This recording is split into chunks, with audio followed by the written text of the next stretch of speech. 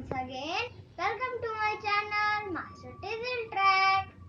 See, what is this? This is the abacus. My today's video is about it.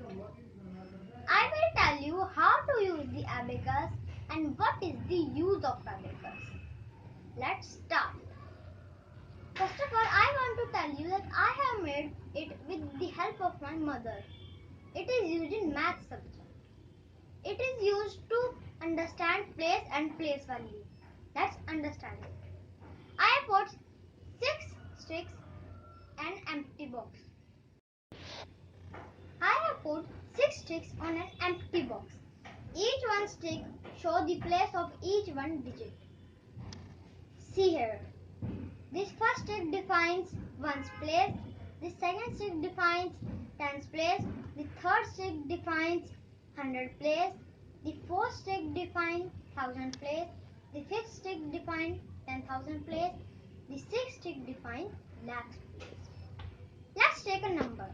I have taken number 5,76,132. See here. 2 is at ones place. 3 is at tens place. 1 is at hundred place. 6 is at thousand place. 7 is at 10,000 place. 5 is at lakh place.